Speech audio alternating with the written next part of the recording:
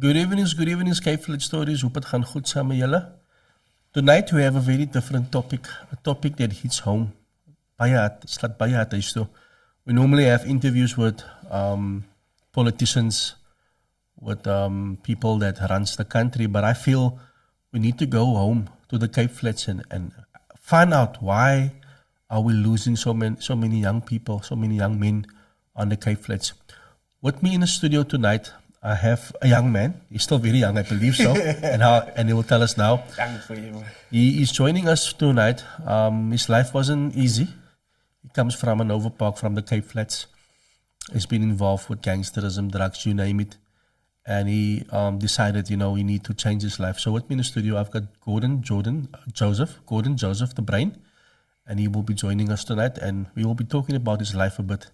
And share with you guys. Good evening, goeienaand. Hoe gaan het met jou, meneer? Goeienaand, met mij gaat het goed. Goed om op Cape Flats Stories te wees. Finally. Ja, finally. Finally. Dankie. Cape Flats Stories is onze stories. Is mijn jouw stories. Ja. Vertel me een beetje van jezelf. Jij is een jong man, maar je stier bij je leven in. Baie dinge het jou op pad gekomen. Mag je wel zo'n beetje van de breakdown? Het is van de Nova Park. Otri het je gezegd? Ja. Otri en Nova Park. Dat is hoe mijn leven alle jaren groot geraakt in die Cape Flats. Ja. Otri en Nova Park. Hoe kom ik het school gegaan, een primary school gegaan in Nova Park. En waar ik het gebleven in een ghetto township.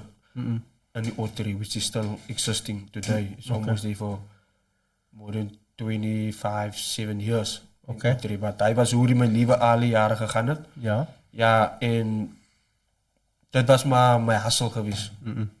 Om Otri aan Nova Park groot te raken. Hoe kom ik het family. Ja. En aan Nova Park ook zo. Het was meer van mij, amper zoals mijn huis. Ja. Mijn ziekenhuis.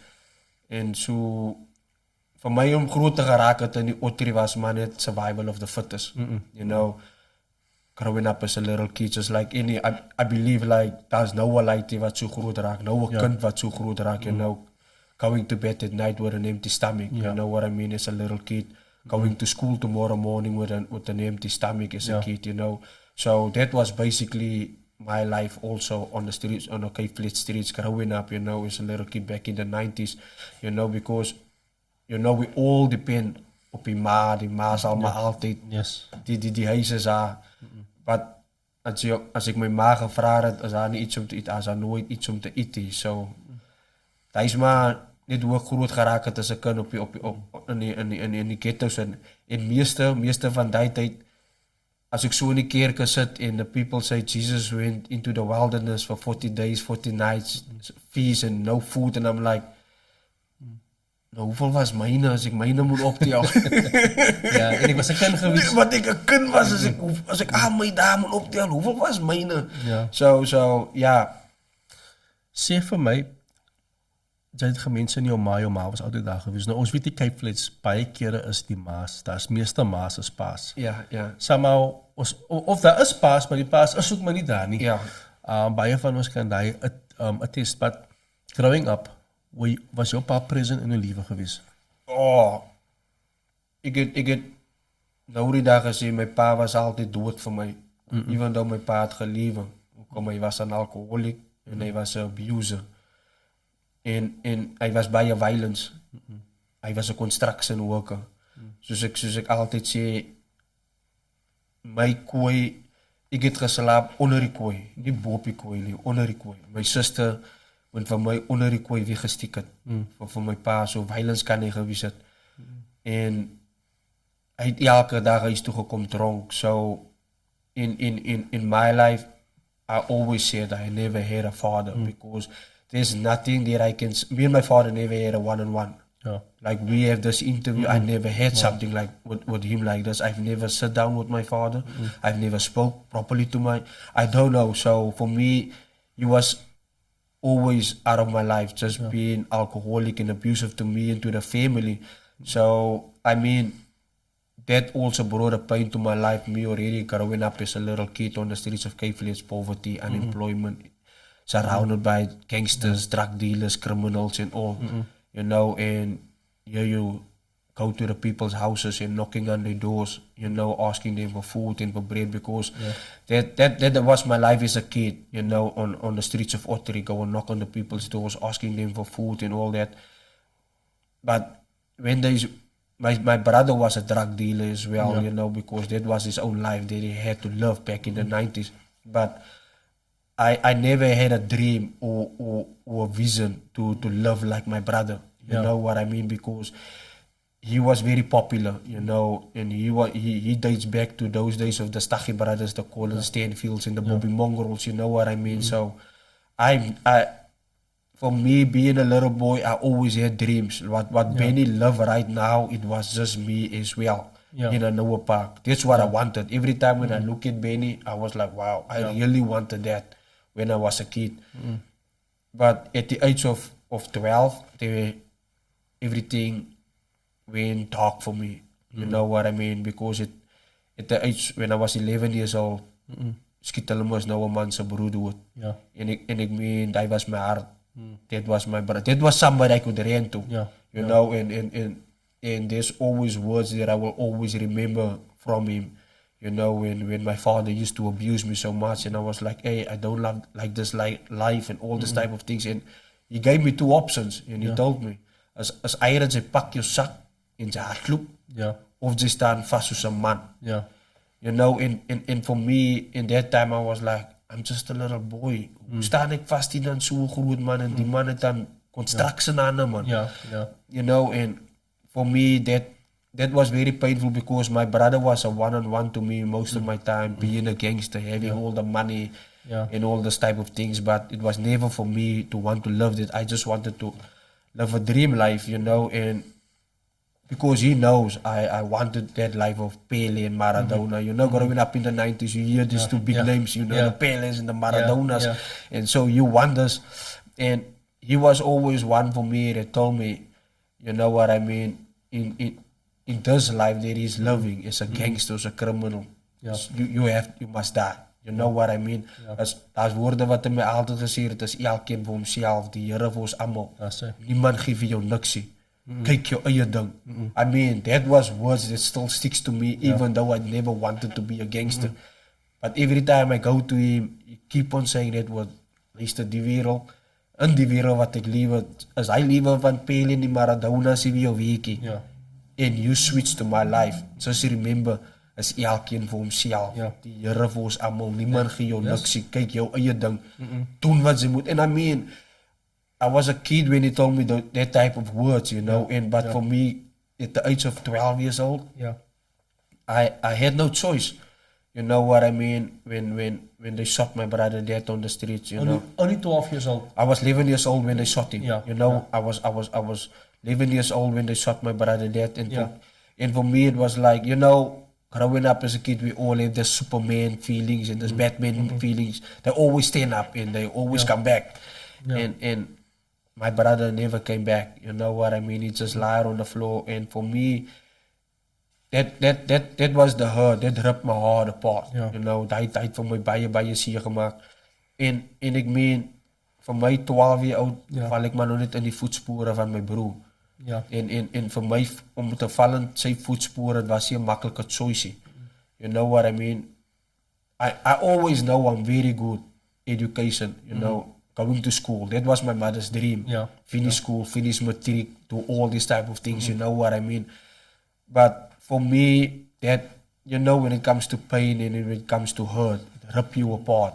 You know what I mean? Because my mother knew how much I did love my brother as a father. He wasn't just my brother, he was my father. He was a role model. He was my role model, I was looking up to him, you know, and for me, that time, it was so painful. And I switched to this life that they call Cape Flats gangsters. You know, that they call Cape Flats thugs, or whatever you want to call it, those horrible names. You know, and for me, it was in the eyes of the people that I grew up in front of, was very sad and bad, because the people know what type of football player I was. I played for Stefanians in Ottery. I played for another club in the Noah Park as well. So people know how good I am in football playing, you know. But here I switched to this life definitely hulle is nou kwaad vir my en almal like, but I have no choice. I'm hurt. I'm full of pain. You know, and in that same moment, selfde asem, selfde als, was my suster ook 'n drug dealer. En nou het ons nog 'n baby broertjie ook. Ja. En my suster was 'n alcoholic. Sy was 'n drug addict. Maar toe trou sy en toe raak sy nou 'n drug dealer. En sy het 'n massive drug dealer geraak. Ja. Nou, en vir haar om 'n drug dealer te raak, which means I was just joining the family business. Ja. You know, kom ek het gesien my Boeta het gedoen. Jy doen my oudste suster het ook. Ja. Nou het ek nog 'n groot suster, but she don't want to get into that life. So I will just join my sister that is in the streets because me and all my friends, we grew up on the streets. Yeah. The streets is our life, is our bread and butter. Yeah. You know, we know what goes on in the street life. And that was the time when I switched and I joined my sister and all that type of things, getting into the drug dealing business, you know what I mean? Otri, Lotus, and Noah Park, you know what I mean? And so I started to travel in the Cape Flats, Wynberg, all these places. I started to hustle, you know. And that was only between 12 and 16, you know, when I was living that life. And education was always me. I was still on school while I was doing all these things. I had money, I had power, I had all the women that you can get, enough women. I don't need to go look for it. I had gold. I have what any kid is asking by his parents. You know, I have all these type of things. You know, like many people, when we start talking, they're like, you didn't live the gangster dream. And I was like, I will not say it was a dream. I just had no choice, you know, living that life. And for me, doing all these type of things between that little age, you know, I was not even 18 years old properly. I was not even 21 years old. And you know how it goes, those two type of ages in a colored culture, 18 and 21. That's like you're reaching a milestone to prepare for marriage, to get a wife and children and all, you know. And I've never had this because when I was 16, I went high school at Bontevallei, and I had everything when I was on Bontevallei. You know what I mean? And I remember I still, me and my mother always had interact with one another. You know, I could speak to my mother, and my mother never wanted me to live this life because her words to me is like, my son, this life that you live is gonna get you killed, or is gonna get you end up in prison for many years. You know, and I'm like, this is my life. You know what I mean? And for her, it was just like to finish school. I was still at grade 10 when I was 16. You know, because I mean, I've built myself up since I was 12 years old. You know, I built myself up on all the streets of Lotus and Noah Park, Menenbergs, where you know, the Cape Flats. I was building, you know, and when I was 16, I told my mother, hey, I don't think I can finish matric or I must finish school or anything. Because I don't need a job. Meaning to read why I don't need a job is like the people that's doing 9 to 5 work, they work for me because I'm a drug dealer. I give them money, I lend them money, I'm a loan shark, like they say, a loan shark. So I make enough money, so why must I still go and work for a boss, or why must I still finish school to go and work for somebody? Well, I look at my community, I look at my environment, I was like, I'm richer than most of these people that's staying here. If I make a 5,000 a day, then I'm rich because all these people around me don't have this money. You know what I mean? I was just looking at my community, looking big picture. And for me, at the age of 16, you know, I mean that was my last season of my life on the streets of Cape Flats. You know? And you were 16 years old when all that things happened to you, where you were exposed to material things, where you were exposed to women, where you were exposed to all the wrong things because of what has happened in your life. Obviously trauma, and then also because of a father that wasn't there also to sort of mentor you. You know, boy, this is what you do.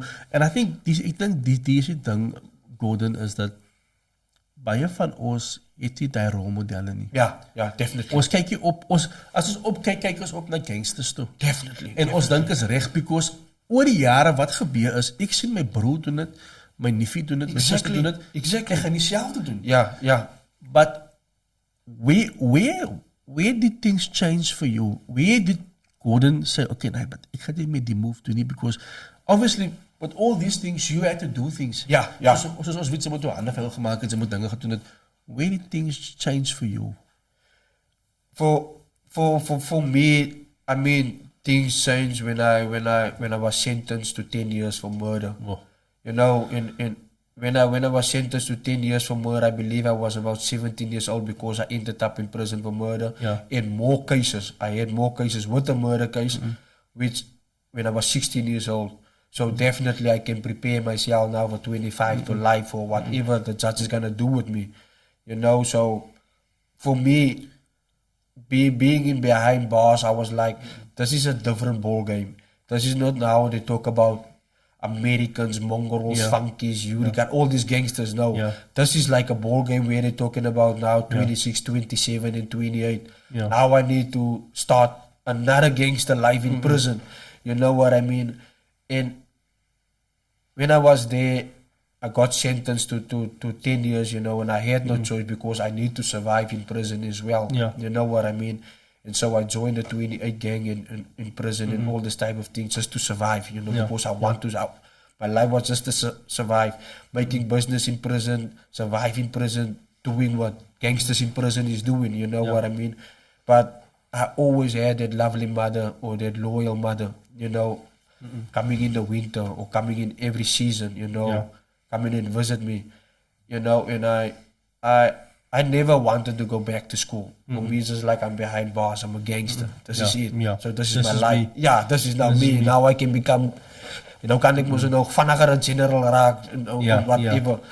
And most of my homies was also with me in prison, and we all were prison gangsters. And ek meen, ons almal raak groot oor die jare saam, Otria nou op pak en nou soos almal nou in die tronk en nou maak ons nou weer nog 'n liewer in die tronk en wat binne in die tronken het ek gediscover wat is binne in my in. Like, soos ek jou gesê het, ek was altyd gifted wat ek klein was. Ek wil altyd 'n voetbalplayer gewees het. Ek het gedoen sokker, cricket, ijssports. So in die tronk, wat ek in die tronk was, 'n straf wat ek liewe nog altyd die verkeerde liewe binne in die gevangenis en doen al die verkeerde dinge. But 'n revelation het my net gestryd. My ma het altyd gekom na my toe, gepraat saam met my kind. You can still go back to school. You can still finish your school. And we was fighting this thing, you know, and that revelation came to me when I was behind bars. You know what I mean? And I still can remember it correctly. When I was 21 years old, you know, and I remember my mother came and my mother told me, my son, I don't have a 21st key for you. And you know, when it comes to the colored culture, 21st key is amper like your special gift. You know, and she's like, I wasn't supposed to get a visit. Even I remember, I wasn't supposed to get a visit in prison even, and she came, but they still allowed her to give me a visit because he told him it's my birthday. And I was sitting with my mother and I could see the tears in my mother's eyes and all this type of things, and she's talking, my son, and me going back to my prison cell, lying on my bed is where I got that revelation calling, where God told me, if you believe in me, I can give you 31st key to get out of this life. Vir my is mos nou, dis mos nou 'n mal voice wat ek hier nou was, ek kan nou dronk, ek roek aan eers sien. Ek roekie, wat gaan die aan nou? And it's like, if you open up that Bible, I can teach you speaking English. I was like, ek kan nie eens my naam in Engels kry. What, you know, I'm going so crazy. And it's like, I can give you a 21st key. You know, and it was impossible at that time just to listen to this voice of God, just to listen to who's speaking to me. You know what I mean? And me being back in school, you know, while I was back in school, in prison, I remember I failed my first year in school because of my gangster mentalities and all that. You know what but I'm just, while I was failing, I was thinking like, I remember when I used to fail when I was a kid, my ma het my geslaat. Hy het een wat ek gebied het. Hy is een ek het 'n pak gekry. Ek al het nooit vergeet hoe ek pak gekry wat ek gedryf het. En wat ek terug aan skool toe, daai het ek vir myself gesê, hier gaan ek nou matriek maak.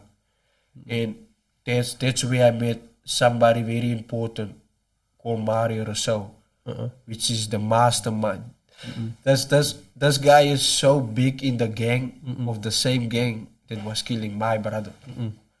We had a conversation like never did I know the man that I'm standing and having a conversation with is the mastermind, the man with the guns, the man with everything, the man that supply. Yeah. You know, and he's from Bonteville, and I was like, with the two of us have this conversation, and all of a sudden, he just came up because he's a pastor now. He's a Christian. Wow. He cannot hide anymore, and he's like, Wooden, this is what happened, and this is how it did happen. I didn't pull the trigger, but I was just the man that gave the guns. Because I was the man of guns. Yeah. And everyone was coming to me for guns wherever they ate in the Western Cape. And I couldn't believe it. It was like a shock. You know, wow. And because in my mentality, in my brains was always like when I meet people like that, I will kill them definitely. And here I'm speaking with this guy. Yeah. And I mean, that's where we became that's where the revelation happened. You know, I cannot every day I look at this guy, I can't believe, you know, but this is the guy that I was planning with. If I get out of prison one day and I get these main guys up. Yeah. And we built such a bond that we still bond today. We're still close today. We're still talking today, you know. But at that time, it was hard to believe, you know. But I believe God have sent him my way. And just for him to become clean to me, could give me peace and give me ease. And it's like, and that's how I managed to get as far as matric, get as far as all those rehabilitation programs, you know. I couldn't believe when I managed to finish matric and I was like, get my matric certificate. And I started to play football again in prison and I would start to develop in a proper manner of way. And I believe like many of the correctional services, my vader is altijd gekomen en like, wat maken ze in die tronk? Zij laten ons die World Cup verloren, wat zoeken ze? You know, and I was like, circumstances, like, you're just gonna blame circumstances. You the reason, and because, you know, and I could manage to finish my football in prison. I managed to develop more in football. I got a suffer certificate in prison. That's what I achieved in the end. I was like, because that's how the people saw, wow. I remember Duncan, you know, he used to come from Ajax or something. He used to come and teach us in prison. And he was also asking, what are you doing in prison, man? I was like, circumstances, man. But never did I know God has planted something special in me, you know. This is what I want to ask you. You have an amazing story, what happened to you inside. But do you think, can we take this back? Yeah. Jou pa is daar, en as manne in die communities wat vir jou help met jou sokke. That's role models what positive is, of was for you. Do you think that you would have been playing for South Africa and that you wouldn't have ended up in prison? Could this be prevented if you had the right people alongside you? Then you would have had your dream. I mean, Benny McCarthy is van Novapark. Daar's manne van Otri, wat is die ene ou se naam? Ek het nou sy naam vergeet. Hy is van Otri. He also played for South Africa back in the day. I think his name is Shane or someone. He played back in the day. All guys in your area, in the community. Do you think things would have been different for you? For me, things would have been different. If like I always said, when I talk to fathers, like in Cape Flats, when I do community development, because I studied community development, and when I talk to you know, I'm tired of blaming my father, but if I would have had my father's support behind me, I definitely knew I would have made it that far. I definitely, because there was so much men, there was so much people behind me, but inside of my house, that's where the corruption happened. You see what I mean? On the street, on the soccer field, there was always people. I played for in Otri Stefanians. People was always supporting me, but when it comes in the house, that's where I was abused. That's where I got hurt. So that's where it all happened. It started in the house. So if my father could have played a father role, definitely I would have made it that far. I believe, like I always lie on my bed and I look at Ben, I look at everything. I'm like, I would have made it that far if I didn't get abused at home. If I wasn't hurt at home. I never wanted a stable house or the perfect house, but I just wanted a father in the house. You know, because I mean, behind any successful person, like football players, their fathers is there. That's right. You know what I mean? So for me, I always look at it, if my father could have just supported me, then definitely, because on the streets I was support. People came and picked me up, and I drive in cars and go play soccer, and that made me believe I would have made it. You know what I mean? But every time when I come from the soccer field, I get hurt at home, abused at home. So that pain, it was too hard to handle for my dream. So that was my pain. My pain was only at home. If it wasn't for that, I would have made it. Wow. I just want to read something quickly. Fatherless children are twice likely to drop out of high school. That is the statistics. Then children with both parents at home. That's a U.S. Census Bureau, 2021. The fatherless are also 40% more likely to repeat a class and 70% more likely to drop out of school, Ibert. And what you're telling me and what I'm seeing here, I mean, ons 'n probleem op die Cape Flats is. Ons groei op sonder pas. Ja. Ons kan sê wat ons wil. Dit is ons grootste ding. Ons as mans, ons het nie daai figures in ons lewe nie. 'n Pa bring ons dissipline. Exactly. 'n Pa bring ook liefde. Ja. 'n Ma is nie daar om seker te maak alles gaan 100%, alles is fine. Exactly. But I think any child when they grow up, they look up to their father. Their father is actually their role model. Yeah. And I think this is the biggest problem that we have in our community. Yeah. However, ons kan dit nie aandoen nie. Ja. Het is daar, ons moet het face, maar ek dink wat sy nou doen, sy doen outreach programs, right? Ja. Waar sy gaan terug, waar sy vandaan kom, uit die tronk het, en sy gaan vertel vir jong manne en vir paas, dat jy het jou lewe verander. Ja. Hoe werk die vir jou? How do they accept it? Because remember, you made a mistake and you've learned by it. These guys, some of them, hulle maak mistakes, but hulle glo nie, hulle is verkeerd nie. Ja. How do you get a message across? For me in the beginning, it wasn't easy. You know, I remember the time when I ended up again. I came out of my 10 years prison sentence in 2012, but ek het nog altyd mos my padmaniere gehad, en tronkmaniere gehad. You know, until I took myself serious 2015. You know, and I can still remember it. Where I was at Paulsman Maximums and all that. Dus allemaal die broers moest nou raam. Allemaal die brassers moest nou raam.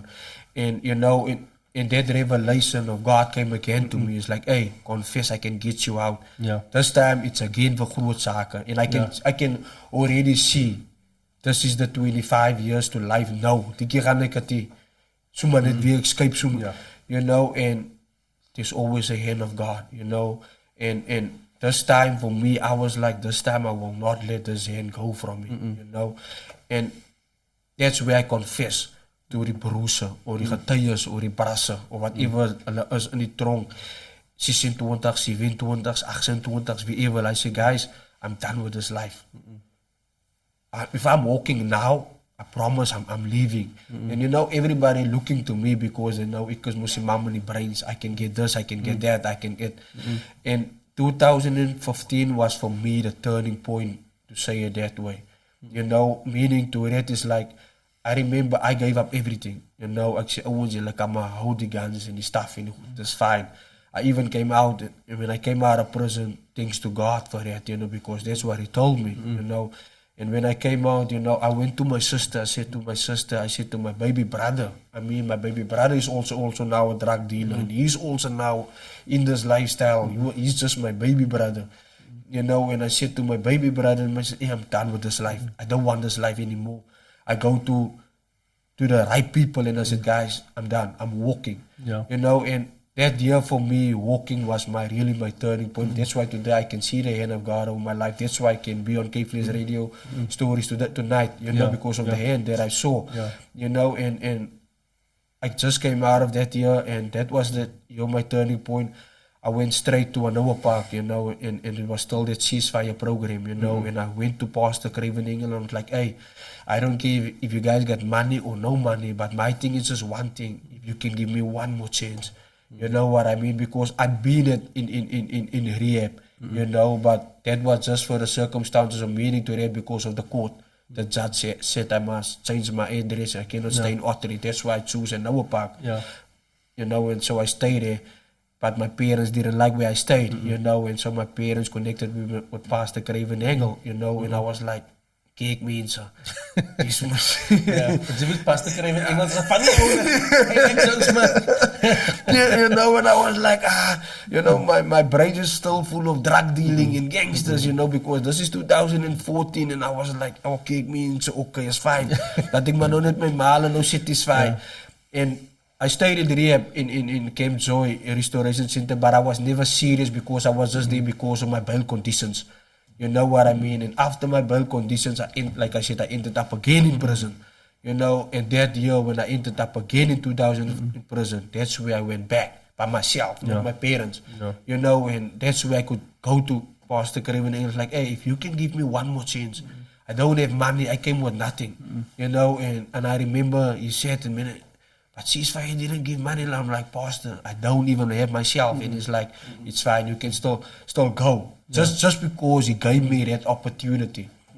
For me to go and stay in Camp Joy in 2015 again, you know, that was my whole turning point. You know, I could see how the breakthrough of God came into my life. You know what I mean? There was a lady, Martina Martins, that was working there. You know, today I can call her but really as a mentor, because when I was under her care, when I was at Camp Joy, you know, with everything I struggled, with everything I needed, because I really need to, because every time God give me a vision, I could go to somebody like her and she was like, hey, you need to pray on this, all this, you know, and then you get Pastor Rita Wandem, and you know, these were people that were guided me and taught me what it means when it comes to visions of God, how it means to come to the understanding of what this man is doing with you. Because I don't have no clue, but I just see things, you know. And me staying in Camp Joy that year, I mean, that was the very same year where I ended up with R Labs. You know, when I ended up with R Labs, I attended school classes at R Labs, and I was like, wow, is this really it? And that was just like, I told you, my hand is going to be on you. You know, and when I got at R Labs, there was another person at R Labs that are like, I know you from the gangster streets of my brother's days. You know, and he's like, yeah, good, and I know your brother Demo. I'm like, definitely I know you. But I look around and I'm like, what are you doing here? And I remember there was one time with Conrad, we had a long conversation, you know. Everybody was looking at me and him of the students. And they're like, you just came here, how do you? I'm like, we can talk for hours. You know, and the students was like, you just came here to our labs. You know, and it was a cafe, a Wenge cafe in West Streets, I believe, in Mitchell's Plain. You know, and they're like, good. And I'm like, and I mean, he was there to guide me when I was at that Wenge. He's like, Wooden, I can see what is going on. Don't worry, I'm here to guide you. If you want to get out, it's up to you. And you know, and he became my guidance at West Street, you know, because he knows me while I was a kid still. I was like, I know this big man, you know, and that's how I started to develop educational, you know, my brains of education come alive when I was in there, you know, and I could start to see how my vision opened, you know, when I start to work on things that I used to steal, you know. Tell us more about that. Ik zal niet vergeten, man. Mijn eerste keer op die computer. Ik was like, no, this guy, you know, Alan is his name. He give a class and it's like, no, working on a. I'm like, Ze zien die ding, maar hier staan die boeren, man. De man weet niet om die ding te weken. Maar ik weet om die ding te bekoop. And he's like, oh, no, you can do it. And you know, they spoke that motivation in me in that cafe, you know. And I'm like, I feel this thing in front of me, you know. And like, wow, how working on this computer, and I was like, I used to steal this thing, you know, I used to buy it and sell it, look. And he told me, like many told me, but he was the computer guy. He's like, this thing can make you so successful without you even know it. Yes. I was like, I don't understand it, you know. It's like, as more as you're gonna practice this thing, definitely this thing is gonna make you successful. I didn't know, that was couple of years back. Yeah. You know, now me sitting in the computer, I was like, I know where does this come from. So for me, that year in Western in the Wengate, that was my changing in that same year of 2000, because every time when I look at my certificate, I was like, that was the year of our labs, you know. Being at Camp Joy at that moment, attending that programs in the, you know, in the rehab center, be it in our labs and all that, and until the big breakthrough came, you know, and because I love meat. And so I will not say I didn't love media at that time. Yeah. It's just that I wanted to be this Tupac and this Biggie, you know. I wanted the gangster. But I just want to say this, as you've mentioned two names of two guys, of two places, Pastor Craven and the Ceasefire Project, and his project, and then you mentioned our labs. They have changed a lot of people's lives, and we want to say thank you to our labs, to Pastor Craven. You guys are doing amazing work. Pastor Craven, he's actually be a stand-up comedian. It's gonna happen soon in a couple of weeks time. He will be on stage. so thank you to you guys, even to the other people out there. So when you listen to stories like Gordon's story, you didn't know when you came out, these people were there and they were waiting for you. Yes, definitely. And they supported you, and they're still supporting you. Yeah. So big ups to our labs, to Pastor Craven, and to the other organizations out there. You guys are making a difference. Yeah. We're just gonna have to work harder, and we're not gonna have to give up, and we're gonna have to be consistent. Yeah. Tell me more about you in your future. I know you're busy acting. Ik wil just say actor. I said earlier on, I said from a gangster to a pastor. I said, So you said from a gangster to an actor. So tell us more about the acting part. Yeah. Shout out to Devin, you know, Mr. Devin, you know, he brought that actor, that Denzel Washington out of me. I mean, for me, when it comes to music, I actually started. I could have feel it when that spirit spoke to me. That feeling of media entertainment spoke to me when I was in the gutter, in Ottery, in the ghetto, in Ottery. You know, in these bad places, you know, and it comes to me, and it's like, hey, because I was writing songs while I was in prison. You know, I wrote so many songs, you know, and I was like, hey, can you rap these songs, man? And, you know, and for me, 2013, you know, that's when I actually started to take a try, you know. Ik wil nog try, want ik kan ook die toepakkelen is en wat. You know, and I came out of prison. And when I came out of jail 2013, I was like, and I remember one of my friends, you know, Munib, you know, he was on drugs. I was the drug dealer. He was the drug idiot. You know, and we were just sitting in his house, you know, and I just came out of prison. You know, he stayed that time in Sierra Park, you know. And while I was sitting there with him, you know, and he was like, hey, Gordon, what do you really love, man? Remember, all gangsters, they love something. They love football, rugby, some love rap music and all this. He's like, I was like, rap music, man. You know, those rap Tupac stuff in. And it's like, I know people that know people.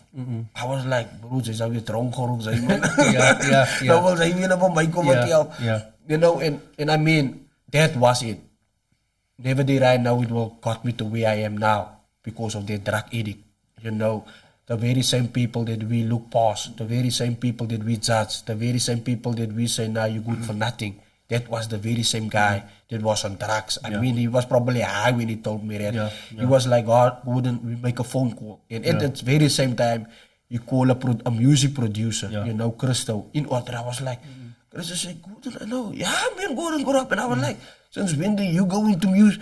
And they hooked me up with the very same muffin That is why, Jen, with the very same Okay. youngster.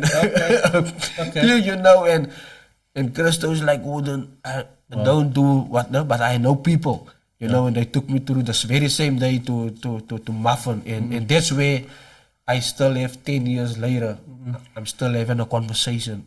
I still being that friends with Muffin, and I still seeing the youngsters them out there. And I remember when he told me, and he told me, you know, when I was in the studio, I think I can do this thing. And it's like, hey, remember, don't expect the song that we record to go on the radio, but expect this thing to inspire you. Wow. And that inspiration came deep.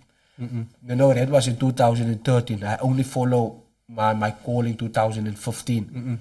You know, and 2014 when I was in rehab in Camp Joy, you know, and that's where Devon, you know, and Devon is like, hey, they're gonna do a play and do actors, and I was just like, wat gaat nou hier aan? Hier in die rehab, dus allemaal normaal mensen hier binnen, zo, right? Ik had nog niet last van normal, you know, because misschien wat dragsie, man, because man, die voor die bail conditions, and he's like, good, and I want you to do acting. I was like, ik kom mee, bra. En zo, ik op high stage, nee, and never did I know that was the it, you know, and we did a short play inside of Camp Joy in the rehab center after, on the graduation day, and boom, I still didn't take it serious because I just want my case to finish so that I can go home, so that I can go and sell my drugs and do my thing, you know. And I remember 2014, he gave me a call when I was on the streets, dealing my drugs, doing my things. My bro, we have a play for you, Gordon. Joseph Stone, actor, gangster. I'm like, but you must come back to Camp Joy. Ik zei van, je gaat niet weer terug naar rehab toe, nee. Je gaat die rehab doen, nee. Nee, and it's like, he's like, bro, I will do it, but I'm not going back to rehab. Ik blij niet, I'm selling my drugs and I need my money and stuff. You know, but that's where I didn't know, but God knew. You know, in 2014, I did the first Joseph Stone play, and I was like, I wasn't serious. The second time they did it, Don't Miss Your Turning Point, I was in prison. I will never forget, I was lying on my bed somewhere in December. The same year, I was lying on my bed, and when I called Pastor Kramer's English son to give me airtime, they moest zien, ons phone was for airtime, man. And me calling for airtime, and die phone ek die man binnen nie keken. And die man like, oh, then just hold on, I'm gonna give you now airtime. But you call on the phone on, man. And the man, and I lost the phone on. And I can hear in the background, and I was like, that's the play of Don't Miss Your Turning Point. This guy is doing the theater show. And I lied on my bed in prison. And while I was lying, I was listening. And I was like, now I'm waiting for my scene to come up. And when my scene come, I was like, I'm not die trung. And now after the play, he's like, what is it nog op je phone? Ik zei, nou, ze kan me zo maken met mij niet, man. And it's like, I will see you airtime right through. And that very same moment was like where I got my calling. That's the very moment I can give that to you if you believe in me. I can get you out of prison. When I came out of prison in 2015, I didn't turn back ever.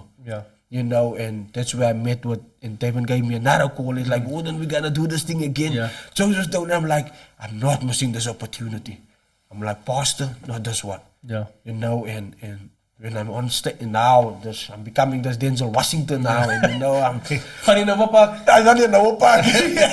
You know what? I'm on this theater stage, you know, and still I didn't believe, but I just said I might not believe, but this is what I want. You know, when I told everyone around me, I'm gonna make a career out of this and a life out of this, Don't Miss Your Turning Point. You know, and I start to go after my dreams. Our Labs was there to assist me. You know, Our Labs is in there, and you know that the youngsters, they're always rapping and singing, and things is happening. It was like, this is what I want, and I'm not gonna turn back. You know, and we start to write new songs and we in rehab, and I just start to write music in rehab, and I could feel that love of that spirit of forgiveness over me, you know, and in that very same moment, in that same breath that I had, I can still go out to the community, not to go and say to the community, nah, ek is nog klaar nou, ek is nie meer gangster nie, julle sien ek, no, I said, this is me proving my point, of you need to watch in what I do, and then you need to teach me when I do wrong, to make me do right, you know, and for me just doing it, you know, doing community work. I started to do a lot of community work in Mitchell's Plain and all around Cape Village where you can get. While I was still focusing on my dream, I was doing work for free. You know what I mean? But in that work, it's not about for me doing it for free. For me, it's about you gotta teach me what I'm doing so that I can understand in what I'm doing. And I said, I won't not mind if you don't pay me. I don't care, but if you can teach me so that I can understand to grow out of that life, because I always see in my life like, hey, this is where I come from, but this is where I want to go. So if you can help me to where I want to go, I will really appreciate it. And I've met a lot of successful people. You know what I mean? It's like you say, we in Cape Village en sy weet ons kan dit mense maar ons nou net soos ons mekaar verdala mekaar breek of mekaar stukken maak. But I always went back into my own zone and I was like, God, that's not who we are. I mean, there must be successful talented people out there. My mother wasn't successful in the world, but she's my mother. And she have taught me. And I didn't just went straight before. Now I'm in a white university, I'm with white people and I've got white friends and all this. By that time I was like, I'm all evil, man. We're not all murderers, we're not all killers. This is impossible. So I'm gonna challenge myself, to step out and go and ask for help by my own very simple. At least there must be one that is good out of the many. And when I was in R labs, and it came joy, but I mean there's more other different places, where I went, when I went to successful guys, guys that is successful where I want to be, and I could sit with them, I could talk with them. I was like, hey, I come out of prison, come out of jail, this is where I want to go. You're in a manager position or you're in a supervisor position, how did you get there? Can you give me advice? Can you give me help? You know what I mean? You don't need to give me money, it's fine, just help me. And most of that people did help me, you know what I mean? And for me, focusing on my dreams, focusing on my visions, focusing on my community development work, and that have got me to where I am today. I mean, how Musenburg today is global, for people, nations from all around the world, you know what I mean? Meeting people like Dennis along the Dennis Standard, you know what I mean? So meeting with Dennis Standard along the way, that was just another miracle from heaven above, you know what I mean? Where I got hold of him and it's like, he's a writer and he writes this play, you know what I mean? Do I like to do this play? And I was like, this is what I want to do. I will take any help that I get out here, you know what I mean? Is because I know people, if you don't want to pay me, but as long as you can help me, teach me, I will definitely love that, and me, met with Dennis Standard, you know what I mean? We start to build a slow relationship together, we start to build a slow relationship because me and Devin's relationship is already like a tight one, because he was a facilitator in Camp Joy, so we know each other from there, and that's how I met with Dennis Standard, and that's how my dream of my passion, of my reality of becoming successful, be an actor, motivational speaker, be a writer, be out there, be a student. I have these people in my circle, people in my circle that can direct me and that can help me and guide me to where I want to be. And for me, being in that circle, in the music, entertainment, I was like, I ended even up as far as Media Village, you know what I mean? And while I was in Media Village, I studied film and television production, which is very, very, very big, also through the help of our labs, that's global, that's international, locally international, big, of working with cameras and all this type of things. And so for me, at that moment, I was like, this is really true. Me to be in a media school, now I'm working on a Mac Pro 10, big things, I don't know. I computer so groot die voor mij, and I was like, am I really in this media school? And me learning, and the more I learn and all this type of things, I was like, God, if this is really you or really from you, then just guide my way through where I'm going. Because the streets of Cape Village before I was born. All this gangsterism, drug dealing on Cape Village before I was born. So let me just hold on to this little that I have, that I can see this is going to guide me out of where I'm in. And me working with Devon and working with Pastor Craven Engel, them, you know, when that was your turning point, that's where I could see the global light. Yeah. That's where I could see my dreams and my visions. That's where I could see, wow, this is really my future. Because for me to be on a Joseph Stone stage in front of so many, 500, I don't know how many people in front of me, it's a really, for me in the beginning, it was like, was groot geweest. ja, achterna kom ek weer terug, ek like, wow. Let me keep on continue, you know, and at the end, I could open up my eyes in Artscape, in front of all those people in Artscape. I was like, don't miss your turning point. I was like, I really didn't miss my turning point, 2015. Wow.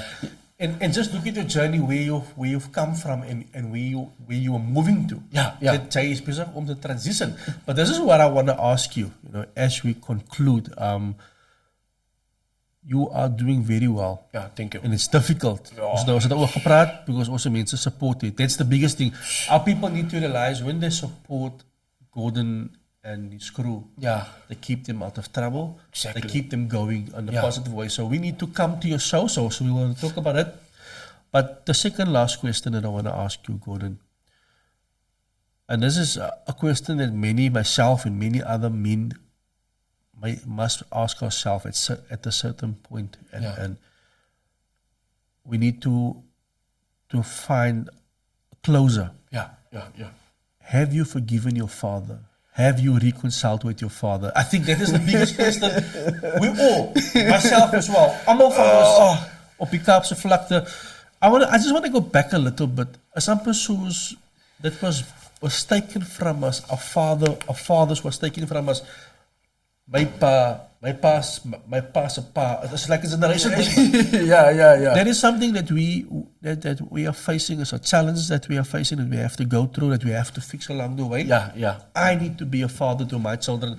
Maybe that's where you can also talk on. Yeah. I have children now, so I need to try and be a better man than my father. So have you moved on? Have you forgiven him? Have you reconciled? Waar staan ons nou? Kan ek vir jou iets sê? Ja. Ek was op die Bybelskool. Ja. Toe ek nog altyd my pa gehoes om dood te gaan in die hospitaal. Ja. Can you believe it? I was on Bible school. Yeah. That school they teach you forgiveness. Yeah. I still wish my father to die in hospital. Oh. That was like two years ago, 2019-20, when Pastor Craven Engel them and all these people and all around me call, hey, Gordon's family needs to be at the hospital, Victorian. I was in Wawe, Musenberg. Yeah. All I said that this man can die, I don't care. Yeah. That's how the pain was in me. I just say this with the Pastor Jonathan. You know, he's doing the Hope Prison Ministry. If he's listening right now, I think it's 2 weeks or last week or 2 weeks, his wife was teaching about forgiveness. Wow. And out of all remember I was in Bible school of forgiveness. I sent him that very same night his wife was finished teaching forgiveness. I sent him. I've processed forgiveness so many years. Yeah. And so long through until your wife's forgiveness of teaching could break through to me. Yeah. Wow. And I could see that forgiveness now in 2023 in me. I was just sharing this because I'm working with Hope Prison Ministry. I do my internship with them. Okay. Because I studied community development with YWAM last year. YWAM Musenberg. So now I'm doing my outreach of community development. And so, but now I'm doing it with Hope Prison Ministry. And I've learned so much in there and see being back in prison. Yeah. But it's a goeie way. It's a good way. And I mean, that's actually where forgiveness was fulfilled or being established in me through that pastor's wife teaching forgiveness. I told him, and I told the prisoners even, guys, I was in Bible school. I didn't forgive my father. I wished him to die while he was in bed. But my mother, but my teacher, my teachers came to me and the students like, Gordon, you cannot be in the school if you don't want to forgive your father. Yeah. Then you're in the wrong school. Yeah. My teacher even came to me and is like, Gordon, you cannot be in my class if you don't want to forgive your father. It's important. Then you need to leave. Yeah. Then you cannot be in a Bible school if you carry that, and even my roommates told me that, shout out to them, they're all around the world right now, and even they, because they went to go and visit my father and my family, my room is from Netherlands and Sweden, for them to see my father in the gutters and hear this thing is in the hospital, they said, Gordon, you gotta forgive that man. Yeah. You know, and me, never did I know I'm doing the forgiveness when I went to hospital. Yeah. And as I went to hospital the first time, you know, my mother was there, and my mother said, and I could see my mother's not even there by my father, she's here by me, and she's crying. And that's where it is. My mother is not crying because of my father that's lying on the bed. She's crying of me that he's staying in hospital. Because he told me, my son, you might not know what you're doing now, but this is your faithful step of forgiveness. You don't know it, but soon you will know it. Amen. You know, and that was just answered 2 weeks ago. Wow. So this interview, remember I was supposed to do this interview with you a while back. So this was sort of appointed that it's be because that's one of the biggest things that we all go through. I also go through it. And we need to be honest with ourselves. Yes, definitely. I also need to go through that process where I need to forgive. You know, you forgive, but those people do so a lot of damage to you. They do so a lot of harm to you. Exactly. Dat is bang om vir hulle te vergewe and you're afraid to let them into your life because nou gebeur het weer. You know, but I think because of all these things happening to you as a young boy, you were disappointed. Deep. You were disappointed. You could have been the next Benny McCarthy. You could have been. That's what I said to myself every day. You know, I said to myself, if you could have, you know, while he was in hospital growing sick, you know, there was still a little piece left. Yeah. And in that little piece that is left before he passed away, I was just like, you must just remember, when you get out of hospital, I will tell you I was there. Yeah. So now we can build. At least there's the relationship between father and son because we're both grown-ups now. You know, but in that period of time, you know what I mean, for him being at the hospital and I got that call again, Gordon's family, Mr. De Bruin's family needs to be at the hospital. And me went into hospital. Never did I know this is my father going past me. Just passed away. And the doctors told me to sit down and relax and be easy. And it's like, hey, you just went past your father. He just passed away. And I was like, wow. I have I think a week or 2 years still left. And I was like, I've planned for us to build a father and son relationship. I know it might be too late, but now I'm much more grown. You know what I mean? I'm in a Bible school and I got a lot of studies behind me. I'm much more mature up in my brain. So definitely I can at least talk to you like a father-son story. You know, this will help me to build with my children in my future and all this type of things. So for me, that is always the painful one. You know, because this is the topic what we're having now that Hope Prison Ministry also had for a couple for the 2 weeks right now. You know, about parents, you know, almost like the dysfunctional parents and all this type of parents is not there. Maybe you have a different mother or father, you know, so being at Hope Prison Ministry right now also teach me a lot and I've learned a lot and I'm sitting there, I was like, I will not say my parents was dysfunctional or they was not like, I come from a different father. My mother and father was married for 50 years. 50 jaar is jaren. That's baie lang. But you've mentioned something now that I just want to touch on. I also think our parents were set up. They were set up to fail. The previous, yes, I have forgiven the apartheid system, but you must remember the structure that has been built here, it hasn't been broken down. Exactly. They took away recreational facilities. Just think for yourself, if there was no Pastor Craven with his facility, if there was no R Labs, if there was none of that, I just think there's communities that don't have that at all. That they took that away from our people. And I want to say this. We are supposed to then learn these things in church. Forgiveness we're supposed to learn in church and in the mosque. But also, and I'm being very honest, ek is baie openlik om dit. We don't learn these things in church. We hear about prosperity. We don't hear about forgiveness. We don't hear about integrity. We don't hear about the things that builds a person's character. We first go to prison because jy sit nou gehoor, die Here gaan jou bless en die Here gaan jou seën. Maar ek het nie gehoor van sy moet jou saak regmaak met die Here nie. It's things like that are missing in our communities, you know. But ons wil nie baie praat. I want to give over to you. I want to ask you to talk to the people out there. Daar is nog Gordons daar buite. Daar's 'n klomp van hulle. Jy weet hy, Menenberg en Nova Park, Levendale, Kevda, daar's 'n klomp van hulle. Some of them are sitting out there En denk je voor hemzelf, ik ga nou een nummer trek nou, man. Oh, Ik ga nou ze bellen naar binnen, ik ga nou met de broers nou praat. What would your message be? Because some of them are talented. Some is misschien goed in music en, some is goed in sports en, some met the future en art, wat ook al. What would your message be to that young person now? Voor mij zal ik zal altijd zeggen, it always boils down to the parents, to the community, to society. Dat is nog altijd onze kennis. You know what I mean? That's just me because I studied community development with Wow in Musenburg.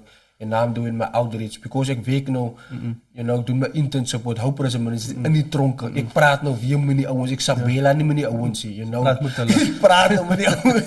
You know, sometimes ik gooi Engels als ik ouwens, like I work sabela niet. You know, and I always say, like, there is another me out there. There is another kid out there. You know, it's always boiling down to the house. Like, meaning for me to say that ik was altijd succesvol op je veld. Als je nou gaat staan op je sokkerveld, rugbyvelden, je gaat zien hoe succesvol hij lijkt is. But then you go to his house. Hey man. There's always something. That's the pain. You know what I mean? So if we as society and community, there's always a good society members out there. If you can use your goodness to go out, that boy that you watching on that soccer field or that rugby field, whatever field you're watching him, remember, that's his dream and his vision. But look at his reality lifestyle. He's been abused. He might get hurt. His father might be drunk. That's where you can step in. That's right. You know, that's where you can say, hey, I can see you don't have a proper mother, father, and all this. I don't have the money and power, but at least I can help you with what I have. Because that's how I got my help through other people. Like we just mentioned it. You know, my mother never gave, she even told me that herself, my own mother, when she saw my certificates. She's like, my son, I never gave you nothing. Wow. Ik het een wall vol klomp certificates. But my ma had my strijd gezien, my kind, which means that people that was reaching out to me. So that very same guy that is out there right now, sitting there on that street corner, or that little boy running around on that street of Anoa Park, Minenberg, remember it a vision. Yes. Remember it a dream. You know, altijd dat wel eens moest nog niet die duivel blij man. Die duivel leeft niet. You see, we always point fingers, but what about us? You know what I mean? Me and you, we sitting there, we coming out of a 9-to-5 job, or we coming out, we still have like a 5 minutes left, or 10 minutes left to make a big change in somebody else's life before that boy go that stage to become a gangster, to become a drug dealer, because that's normally what I lot say to the community. When you fight with your son, you argue, remember it's fine. Die gangsters het die je toen niet. Meaning to that boy that driving die gevaarlijke kar en goede, remember, he been through what this little boy is going through right now. You know what I mean? So he will not chase that boy away. He will raise that boy like a father, like a brother. At the end, you will realize this boy is a gangster. But that boy didn't went there to be a gangster. He just went there because he needed somebody to look up to. And that big gangster that you see, give it to him. Hey, I can take you to school. Hey, I can do this. Because he searched for a sense of love. So you as a parent, you as a community member, if you not giving that to that boy like right now, then we still gonna blame and point another finger to those gangsters that is already out there. Because those guys have desires, just like I had desires to get out of that life. You know what I mean? Because for me now doing Hope Prison Ministry work with them inside of prison, listening to their testimonies, listening to their stories, make me like, wow. For these guys that is already in, and there's thousands out there, like right now, in Cakeless, that want to end up where you guys is, you know, because they feel like this is a comfortable place to be. And they're like, Wooden, you and I know this place is not comfortable. For that little boy, if you can, that's why I always say to people, instead of me, I'm staying in a university called WAWM, which is global. You know, I'm not a gatekeeper or keeping the gate of opportunities close to my next neighbor's son. Because I know, I always say I'm a gatekeeper in front of the gates of Portsmouth. I will do anything to help to talk to a boy for him not to get into this place, because I know the hype is good. that everything is good, but in the end, everything is a nightmare. Yes. You know what I mean? Because you're going there as a little boy, you're looking for a sense of love. Jy soek 'n bietjie liefde. Yeah. Jy soek 'n bietjie somebody that can care for you. But never did you know the person that you go to also have pain, also been through trauma. So he's using his pain and his trauma that he have picked up at your age to fight as a gangster, to live as a criminal. So that's the pain for me, like always, like me talking to community. Like I'm using this because I've studied community development. You know what I mean? Because for me, it was always like, there's always a girl that get out of the community, get killed, or she get raped. And then I'm like, but in the statistics of gangsters, those things don't happen. It's maybe 20 dead, shot dead, killed dead. But the rape, where does that come from?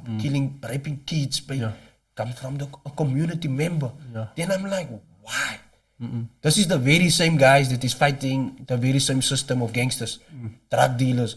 But look what you're doing to little kids, man. Which is not right. So for me, it was a privilege to study community development.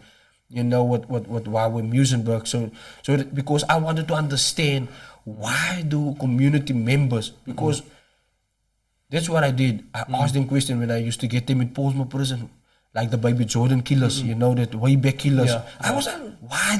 Hoe kan julle kinders dood, julle kan ons gangsters geraak het. Then you can kill enough people in your life, you know. But you're killing babies, you're killing this and you're killing all.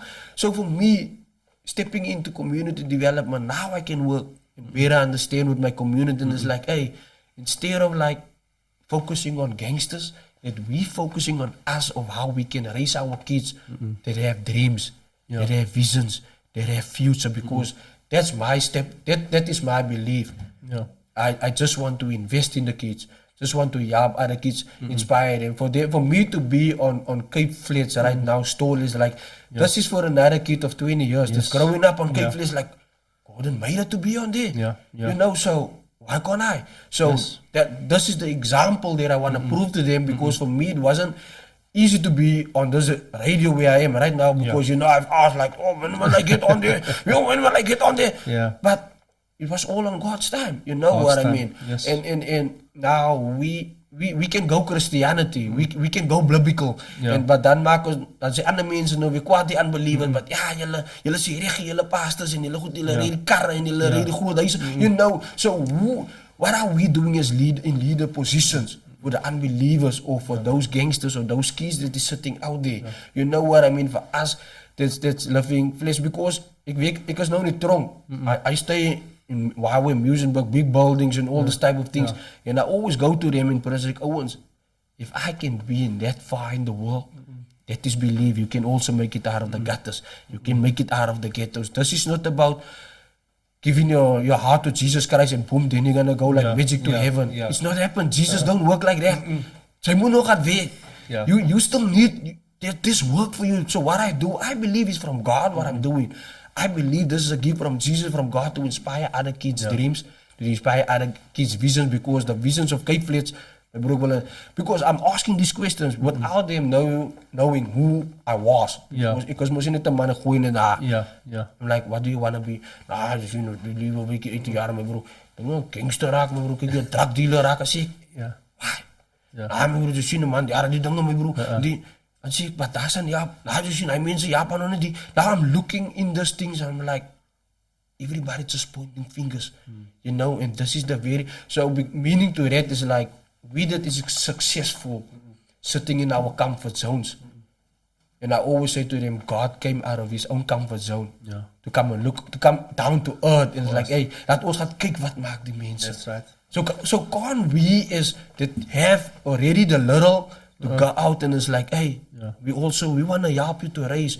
We want to help you to get out of Anoa Park, Minenberg, Mitchell's Plain, Pontyville, allemaal die verkeerde drug dealing gangster wereld, you know, because you and I know how painful it is to open up newspapers, to watch the TV. And you see it every day. Sure, You see it every day.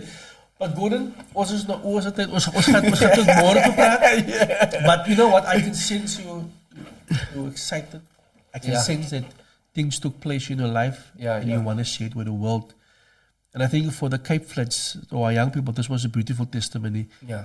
that we have looked where it went wrong. Yeah.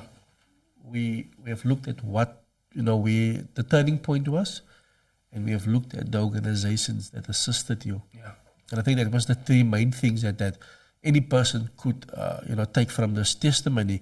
So I want to say thank you to you. I want to say all the best. Just one last thing. When is your show? You were acting. You said the 27th and the 28th of July. It's the 28th and the 29th of July. Okay. So it's called Mama Cry. Mama Cry. Mama Cry, which is an incredible, beautiful.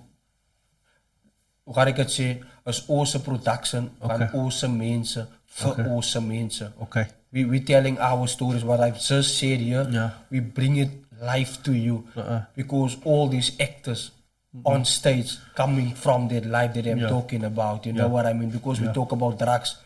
These guys, Dennis Tender them, Devon Schwartz them. These guys come from drugs. You know what I mean? Dennis wasn't drugs yet. Dennis himself gepraat. Yes. So we really want our. This is a Cape Flats story, man. Like we connected with people from all around the world. I'm very connected from all around the world. You know, I've managed to study DTS, SBS, Titus, and community development. Yeah. You know what I mean? I finished the whole School of Biblical Studies with Wow and Musenberg. That is global in the world. Yeah. You know, so people knows me anywhere around the world. But many people ask me, wat maakt ze nog achter die? Ze kan ons in Amerika wees. En sê, this is where my heart is. Yes. New York and LA of America ken nie vir my. Die Waya Noah Park, Minenberg, Mitchensport. You know what I mean? Yeah, so this story it's so well written. Each and every character out of the story is awesome story. En awesome mense wat ek nou net hiervan gepraat het. Is van ons vertel allemaal die goede binne in onze story. Daarom soek ons awesome mense van Noah Park, Minenberg, Mitchellsplein, Pontyville to support us. This, like I always speak, when I speak to the team, and I always say to the team, you know, this is not about us. This is about a vision that we have for our next generations of kids. You know what I mean? I mean, there's so many guys that did it before. So we just want to continue keeping the legacies alive of our city of dreams, our city of visions. You know, so from me, I just want to see the whole of Cape Flats. They must come and support you. Mama Cry, stiek uit. Ek weet hoe voel het. Ek weet julle wil daar by die huis is en ek weet ze wil in die kooi of ze wil een movie. Yeah. Remember, this is about our dreams. This is about our visions for your children, for your inspiration of the future. This is not about the money and power, but this is about to make a mark, to prove to anyone that look at us that nothing good can come from Cape Flats. This is proof that something good can come from us. You know, so for me, I mean, it's not about me talking. I'm talking about in general. I mean, we have the youngsters out there. We have so many performing artists out there. So for me personally, I would love our whole of communities from anywhere in Cape Flats to support these kids, like right in your community. They right in front of you, in Mitchellsplein, they there. You know what I mean? Support them. Go out there. Show your support, even though you don't want to, but you're just standing there, even though you don't know what you're doing, but you're there to support. You know, sometimes you support somebody without you even know what you're doing. You know, so that's how I got support many over the years. You know, that's why I could still be here and I could meet with people from 3, 4, 5 years ago. Like, oh, then I've been don't miss your turning point. I was like, wat sê jy raga? Hy was 5 jaar terug. Hy sê, yo, good. And so I could have a conversation. And then I'm like, thank you for your support. Your support brought me this far where I am right now. You know, now I'm with Wow in Musenberg. And now I'm not doing this. So, please people, please Cape Flats, everybody just reach out to us. Come and support him. You will send me the poster tomorrow. Yeah. And I will share it with you guys. Gordon, thank you so much for coming. No problem.